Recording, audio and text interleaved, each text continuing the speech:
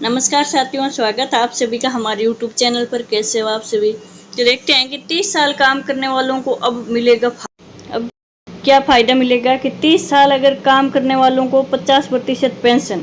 अब पेंशन का नया रूल आ गया, आप सभी जान सकते हैं कि ये न्यूज़पेपर में नया रूल आया है आज। तो आप सभी इस वीडियो को देख सकते हैं और वीडियो को मेरे साथ कंटिन्यू बने रहना।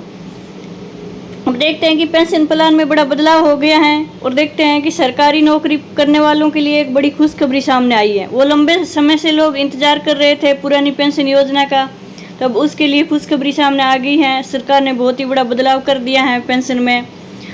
2004 के बाद ये सरकार ने नई राष्ट्रीय पेंशन योजना लागू कर दी। इसमें पेंशन की रकम शेयर मार्केट से जुड़ी होती है और यह तय नहीं होती कि रिटायरमेंट के बाद कितनी पेंशन मिलेगी। इस वजह से हजारों कर्मचारी एनपीएस से नाखुश थे और फिर से पुरानी स्कीम लागू करने की मांग कर रहे थे। सरकार ने कर्मचारियों की चिंता को ध्यान में रखते हुए 2025 से यूपीएस लागू कर दिया है और पेंशन में नया बदलाव कर दिया है। अब 50% पेंशन मिलेगी रिटायरमेंट को। अब वीडियो में आगे बढ़ने से पहले वीडियो को लाइक शेयर सब्सक्राइब जरूर करें। अब देखते हैं कि ओल्ड पेंशन स्कीम सरकारी नौकरी करने वालों के लिए साल 2025 से एक बड़ा बदलाव लेकर आया है और लंबे समय से पुरानी पेंशन योजना की वापसी मांग हो रही थी और अब सरकार ने इसका एक नया रूप पेश किया है, यूनिफाइड पेंशन स्कीम। यह स्कीम पुराने नियमों की स्थिर पेंशन और नई व्यवस्था की लचीलापन दोनों का संतुलित मेल है। इससे रिटायरमेंट के बाद सरकारी कर्मचारियों को तय और भरोसेमंद आय का सहारा मिलेगा। अब ओपीएस की वापसी मांग क्यों बढ़ी, क्या कारण है। 2004 से पहले सरकारी कर्मचारियों को उनकी आखिरी सैलरी का लगभग आधा हिस्सा हर महीने पेंशन के रूप में मिलता था। इसमें महंगाई भत्ता भी जुड़ता था और सरकारी कर्मचारी को अपनी सैलरी से कोई कटौती नहीं करनी पड़ती थी, पूरा खर्च सरकार उठाती थी। लेकिन 2004 के बाद लागू हुई राष्ट्रीय पेंशन योजना में पेंशन राशि शेयर बाजार से जुड़ी होती है, जिसका मतलब था कि रिटायरमेंट के बाद मिलने वाली रकम तय नहीं होती। इसी अनिश्चितता ने कर्मचारियों को फिर से ओपीएस जैसी व्यवस्था की मांग करने पर मजबूर किया है।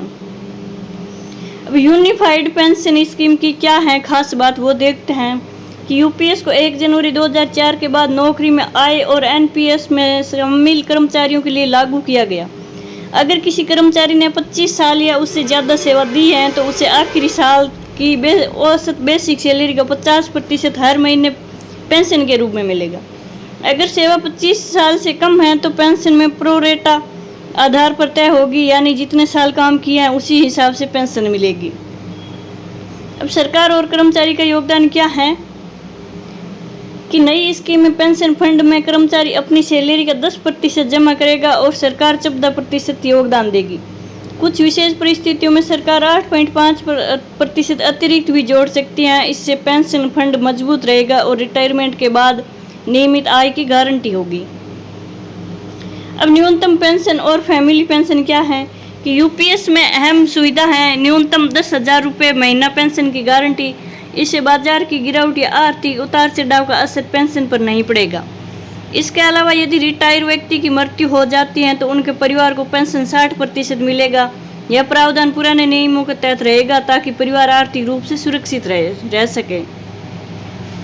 अब आवेदन कौन कौन कर सकता है वो भी देख सकते हैं कि यूपीएस का लाभ वे सरकारी कर्मचारी ले सकते हैं जो 1 अप्रैल 2025 से पहले एनपीएस में शामिल हो चुके हैं या उसके बाद नौकरी में आए हैं। आवेदन के लिए निर्धारित फॉर्म A1 या A2 भरकर विभाग में जमा करना होगा।